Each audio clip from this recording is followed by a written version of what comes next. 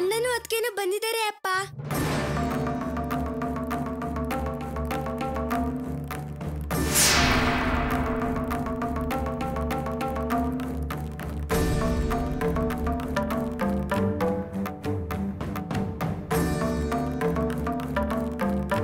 Come ಕಾವ್ಯ.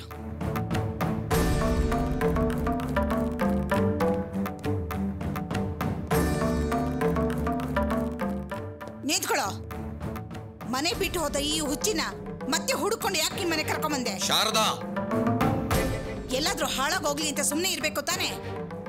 ಇವಳನ್ನ ಬಿಟ್ರೆ ಬೇರೆ ಹೆಣ್ಣೆ ಸಿಗಲ್ವಾ? ನಾನು ನಿನ್ಗೆ ಹೇಳಿದೆ ತಾನೆ ಒಳ್ಳೆ ಹುಡುಗಿ ನೋಡಿ ಮದುವೆ ಮಾಡ್ತೀನಿ ಅಂತ. Will you stop it, Mom?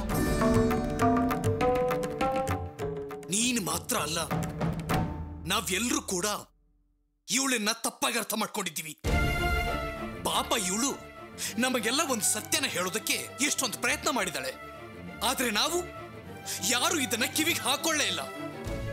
ಆದ್ರೆ ಆ ಸತ್ಯ ಗೊತ್ತಾಗಿದ್ದು ನನಗೆ ಆ ರಮೇಶ್ ಇಂದ. ಇಷ್ಟು ದಿನ ಯಾರನ್ನ ನಾನು ಕೆಟ್ಟವರು ಅಂತ ಅನ್ಕೊಂಡಿದ್ನೋ ಅವರೇ ನಮ್ಮ ಕಾವ್ಯ ಪ್ರಾಣ ಉಳಿಸಿದ್ದು. ಆದ್ರೆ ಇಷ್ಟು ದಿನ ನಾವೆಲ್ಲರೂ ಯಾರನ್ನ ಒಳ್ಳೆಯವರು ಅಂತ ಅನ್ಕೊಂಡಿದ್ವೋ ಆ ರಾಸ್ಕಲ್ ರಾಮ್ ನಮ್ಮನ್ನೆಲ್ಲ ನಂಬಿಸಿ ಕುತ್ತಿಗೆ ಕೊಯ್ದ್ಬಿಟ್ಟ. ಕಾವ್ಯಗೆ ತುಂಬಾ ಟಾರ್ಚರ್ ಕೊಟ್ಬಿಟ್ಟ. ಏನಪ್ಪ ಹೇಳ್ತಿದ್ಯಾ? ಎಸ್ ಡ್ಯಾಡ್, ಕಾವ್ಯ ವಿಷಯದಲ್ಲಿ ಇಷ್ಟೊಂದು ಗೊಂದಲಗಳಾಗೋ ಕಾರಣನೇ ಆ ರಾಸ್ಕಲ್ ರಾಮ್. ಅವನ ಮೇಲೆ ಪೊಲೀಸ್ ಕಂಪ್ಲೇಂಟ್ ಕೊಟ್ಟು ಬಂದಿದ್ದೀನಿ. You know what that rascal did? From the beginning ಅವನು ಕಾವ್ಯಗೆ ಟಾರ್ಚರ್ ಕೊಟ್ಕೊಂಡೇ ಬಂದಿದ್ದಾನೆ.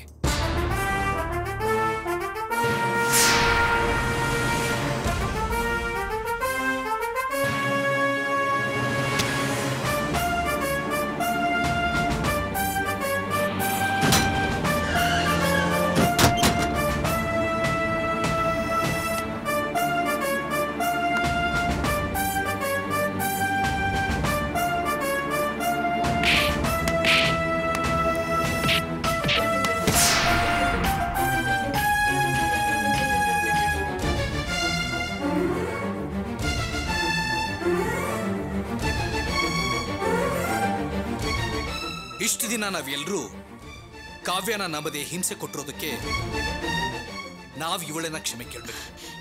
ಹೌದು ಮೇಡಿ, ರಾಮ್ ಇಂಥ ಅಯೋಗ್ಯ ಅಂತ ನಾನು ಅನ್ಕೊಂಡಿರ್ಲಿಲ್ಲ. ಅಲ್ಲ, ಎಷ್ಟು ಬುದ್ಧಿವಂತಿಕೆಯಿಂದ ನಾಟಕ ಮಾಡಿ ನಮ್ಮನ್ನೆಲ್ಲ ಯಾಮಾರಿಸ್ಬಿಟ್ಟ. ಕಾವ್ಯ, ನಿನ್ನನ್ನು ನಾನು ಅರ್ಥ ಮಾಡ್ಕೊಳ್ದೆ ರೂಮಲ್ಲಿ ಕೂಡ ಹಾಕ್ಬಿಟ್ಟೆ. ನನ್ನನ್ನು ಕ್ಷಮಿಸಮ್ಮ. ಅಯ್ಯೋ ಮಾವ, ಏನ್ ಮಾವ ನೀವು ಹೋಗಿ ಹೋಗಿ ನನ್ನ ಹತ್ರ ಕ್ಷಮೆ ಕೇಳ್ತಿದ್ದೀರಲ್ಲ. ಅಲ್ಲಮ್ಮ, ನಾನು ನಿನ್ನನ್ನು ಅರ್ಥ ಮಾಡ್ಕೊಳ್ದೆ ನಾವೆಲ್ಲ ನಿನಗೆ ಹುಚ್ಚಿಡಿದಿದೆ ಅಂತ ಅಂದ್ಕೊಂಡ್ಬಿಟ್ಟಿದ್ವಿ. ಅಲ್ಲ, ರಾಮ್ನಿಂದ ನಿನಗೆ ಎಷ್ಟು ವೇದನೆ ಅನುಭವಿಸಿದ್ಯಾ ಅಂತ ನಮ್ಗೀಗ ಅರ್ಥ ಆಗ್ತಿದೆ. ಹೌದು ಅದಕ್ಕೆ ನನ್ನನ್ನು ಕ್ಷಮಿಸ್ಬಿಡಿ. ನಾನು ನಿಮ್ಮನ್ನ ತಪ್ಪಾಗಿ ಅರ್ಥ ಮಾಡ್ಕೊಂಡ್ಬಿಟ್ಟಿದ್ದೆ. ರಾಧಾ, ಇದರಲ್ಲಿ ಯಾರ್ದು ಯಾವ ತಪ್ಪು ಇಲ್ಲ. ಎಲ್ಲದಕ್ಕೂ ಕಾರಣ ಆ ರಾಮ್. ಈಗ್ಲಾದ್ರೂ ಸತ್ಯ ಏನು ಅಂತ ಎಲ್ರಿಗೂ ಗೊತ್ತಾಯ್ತಲ್ಲ, ಈ ವಿಷಯ ಬಿಟ್ಬಿಡು. ವಾಟ್ ಮಾಮ್, ಈಗಲಾದ್ರೂ ಕಾವ್ಯನ ಅರ್ಥ ಮಾಡ್ಕೊಂಡ್ಯಾ? ಅಥವಾ ಇಷ್ಟು ಮೇಲೂ ಅವಳ ಮೇಲೆ ಕಂಪ್ಲೇಂಟ್ ಹೇಳ್ತೀಯಾ? Hereafter if you say something about Kavya, ಆ ಕ್ಷಣದಿಂದಲೇ ನಾನು ಕಾವ್ಯ ಈ ಮನೇಲಿ ಇರಲ್ಲ. Mind it. Come Kavya, let's ಗೋ.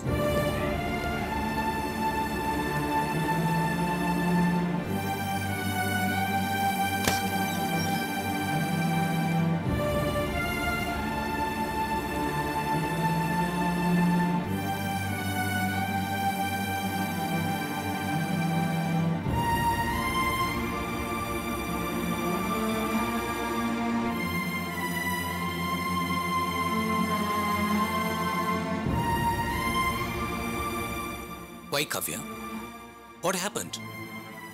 ನಮ್ಮ ಅಮ್ಮ ಬೈದಿದ್ದಕ್ಕೆ ಫೀಲ್ ಮಾಡ್ತಿದ್ಯಾ? ಅತ್ತೆ ನನ್ನ ಮೇಲೆ ಕೋಪ ಮಾಡ್ಕೋತಿರೋದಕ್ಕೆ ಕಾರಣ ಇದೆ ಅಲ್ವಾ? ಏನ್ ಕಾರಣ ಕಾವ್ಯ? ಮೊದಲು ಅತ್ತೆ ನನ್ನ ಪ್ರೀತಿಯಿಂದನೇ ನೋಡ್ಕೋತಾ ಇದ್ರು. ಇನ್ನೂ ಹೇಳಬೇಕು ಅಂದ್ರೆ ನನ್ನ ಹೆಣ್ಣು ನೋಡಿ ನಿಮಗೆ ಮದುವೆ ಮಾಡಿದ್ದೆ ಅತ್ತೆ. ಅಂಥವ್ರು ನನ್ನ ಮೇಲೆ ಕೋಪ ಮಾಡ್ಕೋತಿದ್ದಾರೆ ಅಂದ್ರೆ ನಾನಿನ್ನೂ ಅವ್ರಿಗೆ ಮೊಮ್ಮಗುನ ಹೆತ್ಕೊಟ್ಟಿಲ್ಲ ಅಂತ. ಮ್ಯಾಡಿ, ನಾನು ಅವ್ರಿಗೊಂದು ಮಗುನ ಹೆತ್ಕೊಟ್ಬಿಟ್ರೆ ಅವ್ರಿಗೆ ನನ್ನ ಮೇಲಿರೋ ಕೋಪ ಎಲ್ಲ ಕಡಿಮೆ ಆಗಿ ಮೊದಲಿನ ಥರನೇ ನನ್ನ ಪ್ರೀತಿಯಿಂದ ನೋಡ್ಕೋತಾರಲ್ವಾ? ಕಾವ್ಯ, ಐ ಕ್ಯಾನ್ ಅಂಡರ್ಸ್ಟ್ಯಾಂಡ್. ನೀನ್ ಸರಿಯಾಗಿ ಹೇಳ್ತಿದ್ಯಾ. ನೋಡು, ಇನ್ನು ಮುಂದೆ ನಮಗಿಬ್ಬರಿಗೂ ಮಗುವಾಗೋದನ್ನ ಮುಂದಕ್ಕೆ ಹಾಕೋದು ಬೇಡ. The countdown begins now. ಇನ್ನು 10 ತಿಂಗಳಲ್ಲಿ ಮಗು ಅವಳು ಸೌಂಡ್ ಈ ಮನೇಲಿ ಕೇಳಿಸುತ್ತೆ. Are you happy? ಹ್ಯಾಪಿ?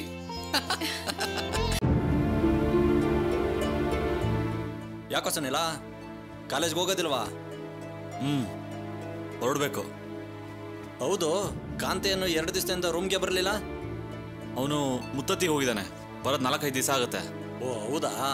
ಒಂದು ರೀತಿಲಿ ಹೇಳ್ಬೇಕು ಅಂದ್ರೆ ಕಾಲ್ ಟ್ಯಾಕ್ಸಿ ಡ್ರೈವರ್ದೇ ಒಳ್ಳೆ ಕೆಲಸವಪ್ಪ. ಓಸಿಯಾಗಿ ಎಲ್ಲ ಪ್ಲೇಸ್ನೂ ಸುತ್ತಾಡ್ಕೊ ಬರ್ಬೋದು.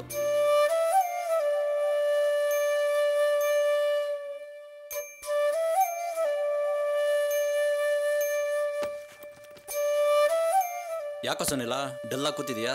ಏನಿಲ್ಲ ಕಣೋ. ಲೇ, ನಾವಿಬ್ರು ರೂಮ್ಮೇಟ್ಸು. ನಿನ್ಗೇನು ಸಮಸ್ಯೆ ಅಂತ ನನ್ನ ಹತ್ರ ಹೇಳ್ಬಾರ್ದಾ? ಅಥವಾ ನಾನು ತಿಳ್ಕೊಬಾರ್ದಾ? ಹಾಗೇನಿಲ್ಲ ಕಣೋ. ಮತ್ತೇನು ಸಮಸ್ಯೆ ಅಂತ ನನ್ನ ಹತ್ರ ಹೇಳೋ.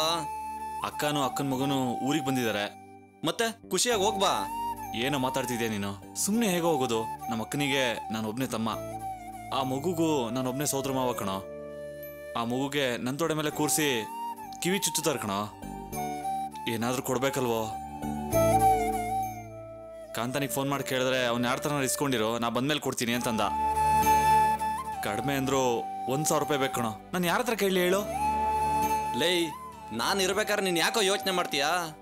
ನನಗೊಂದು ಮಾತು ಹೇಳಿದ್ರೆ ಇಷ್ಟೊತ್ತಿಗೆ 5,000 ರೂಪಾಯಿ ವ್ಯವಸ್ಥೆ ಮಾಡಿಕೊಡ್ತಿದ್ದೆ ನಾನು. ಲೇ, ನೀನೇನು ಕೆಲಸ ಮಾಡ್ತೀಯ ಅಂತ ಯಾರಿಗೆ ಗೊತ್ತು? ನೀನೇ ಹೋದ ತಿಂಗಳು ಕಾಂತ ಹತ್ರ ಖರ್ಚಿಗೆ ಅಂತ ದುಡ್ಡಿಸ್ಕೊಂಡಿದ್ಯಾ. ಅಂಥದ್ರಲ್ಲಿ ನೀನೇಗೆ ವ್ಯವಸ್ಥೆ ಮಾಡ್ತೀಯೋ? ಎಮರ್ಜೆನ್ಸಿ ಅಂದರೆ ವ್ಯವಸ್ಥೆ ಮಾಡಲೇಬೇಕಲ್ವಾ? ಸುಮ್ಮನೆ ಬಿಟ್ಬಿಡೋಕ್ಕಾಗುತ್ತೇನಾ? ಸ್ವಲ್ಪ ಹೊತ್ತು ಕಾಯಿ, ಯೋಚನೆ ಮಾಡ್ತೇನೆ.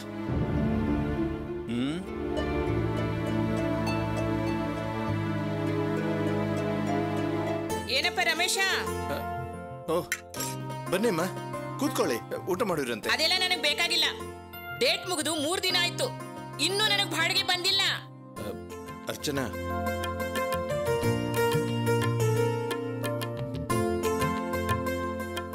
ಅಮ್ಮ, ಅದು ಈಗ ತಾನೇ ಬಂದೆ. ಊಟ ಮಾಡ್ಕೊಂಡು ಆಮೇಲೆ ಹೋಗ್ತಾ ಕೊಟ್ಬಿಟ್ಟು ಹೋಗೋಣ ಅಂತ ಅಂದ್ಕೊಂಡೆ. ಅಷ್ಟರಲ್ಲಿ ನೀವೇ ಬಂದ್ರಿ. ಕೊಡ್ತಾಳೆ. ಇರ್ಲಿ ಇರ್ಲಿ.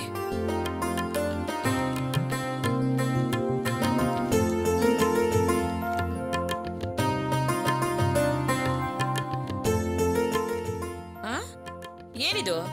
500 ರೂಪಾಯಿ ಕಡಿಮೆನೇ ಇದೆಯಲ್ಲ? 500 ರೂಪಾಯಿ ಕಡಿಮೆ ಇದೆಯಾ? ಇಲ್ವಲ್ಲಮ್ಮ, ಸರಿಯಾಗಿಟ್ಟಿದ್ದೆ. 1,500 ಬಾಡಿಗೆ, 200 ರೂಪಾಯಿ ಕರೆಂಟ್ ಬಿಲ್ಲು, ನೀರಿಂದು ಅದು ಇದು ಅಂತ 150 ರೂಪಾಯಿ, ಒಟ್ಟು 1,850 ರೂಪಾಯಿ ಇದೆಯಲ್ಲಮ್ಮ. ಇದೆ, ಇಲ್ಲ ಅಂತ ನಾನು ಹೇಳ್ತಾ ಇಲ್ಲ. ಆದ್ರೆ ಈ ಹುಡುಗಿ ಇದೇ ಮನೇಲಿ ಇದ್ದಿದ್ದಕ್ಕೆ 500 ರೂಪಾಯಿ ಎಕ್ಸ್ಟ್ರಾ ಕೊಡ್ಬೇಕು ಅಂತ ನಾನು ಹೇಳಿದ್ದೆ. ಅದೆಲ್ಲಿದೆ? ಅದು ಕ್ಷಮಿಸ್ಬೇಕಮ್ಮ, ಅದು ಮರ್ತ್ಬಿಟ್ಟಿದ್ದೆ. ಅರ್ಚನಾ, ಅಲ್ಲಿ ಜೇಬಲ್ಲಿ 500 ರೂಪಾಯಿ ಇರಬೇಕು, ಎತ್ಕೊಡು.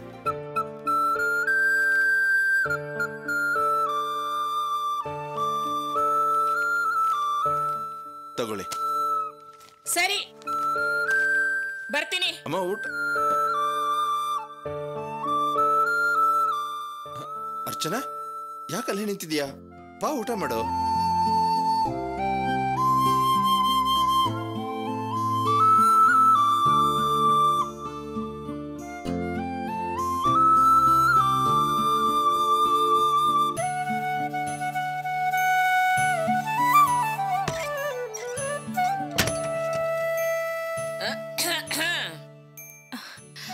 ಬನ್ನಿಮ್ಮ. ಏನು ಬಾಡಿಗೆ ಕೊಡೋದಕ್ಕೆ ಮನಸ್ಸೇ ಇಲ್ವಾ ನಿನಗೆ? ಅಮ್ಮ, ಕೆಲ್ಸಗಳು ಮುಗಿದ್ಮೇಲೆ ತಂದ್ಕೊಡೋಣ ಅನ್ಕೊಂಡಿದ್ದೆ. ತಂದ್ಕೊಡ್ತೀಯ. ನಿನ್ನ ಸ್ವಭಾವ ನನಗ್ ಗೊತ್ತಿಲ್ವಾ? 1 ತಿಂಗಳನ್ನಾದ್ರೂ ನೀ ತಂದು ಕೊಟ್ಟಿದೀಯಾ? ನಾನೇ ಬಂದು ಕೇಳ್ಬೇಕು. ಹೋಗೋಗ ತಂದ್ಕೊಡೋ.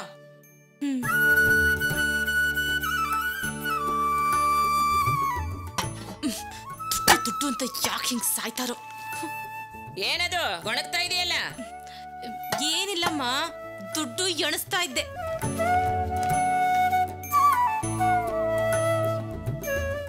ಕೊಡು.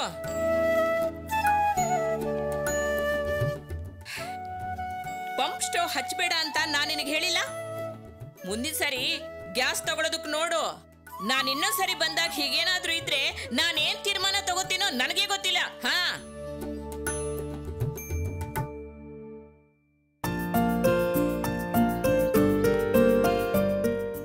ಓನರ್ ಆಂಟಿ ಎಲ್ಲರ ಹತ್ರನೂ ಬಾಡಿಗೆ ವಸೂಲಿ ಮಾಡ್ತಿದ್ದಾರೆ.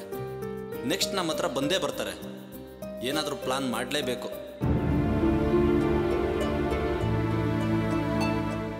ಲೈ, ಈ ಉಂಗ್ರ ಬಿಚ್ಚ.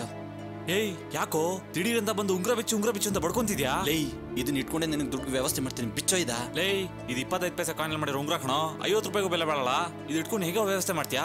ಲೈ, ಈಗ ಓನರ್ ಆಂಟಿ ಮನೆ ಬಾಡಿಗೆ ಕೇಳ್ಕೊಂಡು ಮನೆಗೆ ಬರ್ತಾರೆ. ಆಗ ನಾನು ಏನು ಹೇಳ್ತೀನೋ ಅದಕ್ಕೆ ತಲೆ ಆಡಿಸು. ಅರ್ಥ ಮಾಡ್ಕೊ, ಸರಿನಾ? ಸರಿ ಕಣ.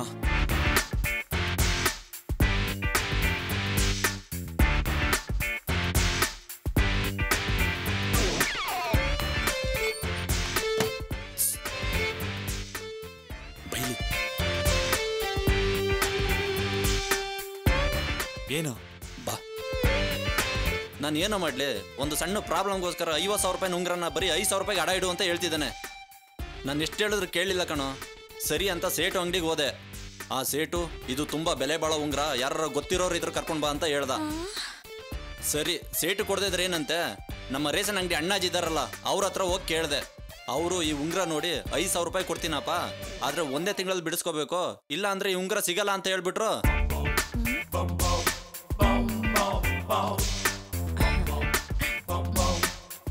ಏನೋ ಯೋಚನೆ ಮಾಡ್ತಾ ಇದೀಯಾ? ಓ, 50,000 ರೂಪಾಯಿ ಉಂಗ್ರನ 5,000 ರೂಪಾಯಿಗೆ ಅಣ್ಣಾಜಿ ಲಪ್ಟಾಯಿಸ್ಬಿಡ್ತಾನೆ ಅಂತ ನೋಡ್ತಾ ಇದೀಯಾ? ಹೌದ್ ಕಣ. ಅಮ್ಮ ಬನ್ನಿ, ನಿಮ್ಗೆ ಬಾಡಿಗೆ ಕೊಡ್ಬೇಕಲ್ವಮ್ಮ? ಹೌದು. ಅಮ್ಮ, 2 ದಿವಸ ಟೈಮ್ ಕೊಡಿ ಅಮ್ಮ, ಹೇಗಾದ್ರೂ ಅಡ್ಜಸ್ಟ್ ಮಾಡಿ ನಿಮ್ಗೆ ಬಾಡಿಗೆ ಕೊಟ್ಬಿಡ್ತೀನಿ. ಅದ್ ಸರಿ, ಅದೇನೋ 50,000 ರೂಪಾಯಿ ಉಂಗ್ರ 5,000 ರೂಪಾಯಿ ಅಂತ ಮಾತಾಡ್ತಾ ಇದ್ರಲ್ಲ, ಏನದು? ಹೌದಮ್ಮ, ಇದು ನನ್ನ ಫ್ರೆಂಡ್ ಉಂಗ್ರ. ಇದ್ರ ಬೆಲೆ 50,000 ರೂಪಾಯಿ. ಇದು ನಡ ಇಟ್ಟು 5,000 ರೂಪಾಯಿ ದುಡ್ಡು ತರ ಕೇಳ್ದ. ನಾ ಸೇಟ್ ಅಂಗಡಿಗೆ ಹೋದೆ. ಅವನು ಯಾರು ಗೊತ್ತಿರೋರು ಇದ್ರ ಕರ್ಕೊಂಡು ಬಾ ಅಂತ ಹೇಳ್ದ. ಆಮೇಲೆ ನಮ್ಮ ರೇಷನ್ ಅಂಗಡಿ ಅಣ್ಣಾಜಿ ಹತ್ರ ಹೋದೆ. ಅವ್ರು ಕೊಡ್ತೀನಿ ಅಂದ್ರು, ಅದ್ರ ಬಗ್ಗೆ ಮಾತಾಡ್ತಾ ಇದ್ವಮ್ಮ. ಇದ್ರ ಬೆಲೆ 50,000ನಾ? ಅಯ್ಯೋ, 10 ಗ್ರಾಮ್ ಚಿನ್ನ ಇದ್ದಾಗಿದೆ. ನೀವ್ ಹೇಳಿದ್ ಕರೆಕ್ಟ್ ಅಮ್ಮ, ಆದ್ರೆ ಇದ್ರ ಡೈಮಂಡ್ ಇದೆಯಲ್ಲಮ್ಮ, ಇದು ತುಂಬಾ ಕಾಸ್ಟ್ಲಿ. 35,000 ರೂಪಾಯಿ. ಕೊಡು ಕೊಡು ಇಲ್ಲಿ.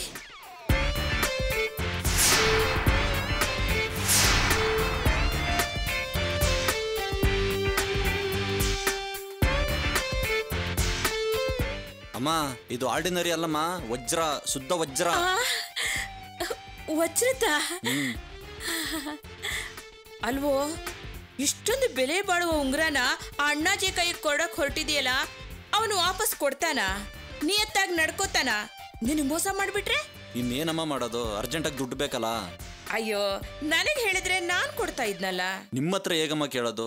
ಬಡ್ಡಿಗೆ ಸಾಲ ಇಸ್ಕೊಳ್ಳೋದು ತಪ್ಪು, ಹಾಗೆ ಹೀಗೆ ಅಂತ ಏನೇನೋ ಹೇಳ್ತೀರಾ. ಬಡ್ಡಿಗೆ ಇಸ್ಕೊಳ್ಳೋದು ತಪ್ಪು, ಆದ್ರೆ ಅರ್ಜೆಂಟಿಗೆ ಹಾಗೆ ಇಸ್ಕೊಳ್ಳೋದು ತಪ್ಪಲ್ಲ. ನಿನಗೆ ಎಷ್ಟು ಬೇಕು? 5,000 ತಾನೆ? ನಾನೇ ಸಹಾಯ ಮಾಡ್ತೀನಿ.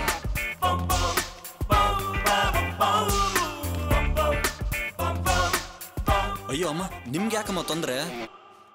ಅಯ್ಯೋ, ನಾನೇ ನಿನಗೆ ಹಾಗೆ ಕೊಡ್ತಾ ಇಲ್ಲ ಕಣೋ. ಈ ಉಂಗ್ರ ಇಟ್ಕೊಂಡು ಹಣ ಕೊಡ್ತೀನಿ. ನಿನಗೆ ಯಾವಾಗ ಆಗುತ್ತೋ ಅವಾಗ ಹಣ ಕೊಡು, ಅವಾಗ ನಾನು ಈ ಉಂಗ್ರ ನಿನಗೆ ಕೊಡ್ತೀನಿ. ಅಲ್ಲಿವರೆಗೂ ಈ ಉಂಗ್ರ ನನ್ನ ಹತ್ರನೇ ಇರುತ್ತೆ.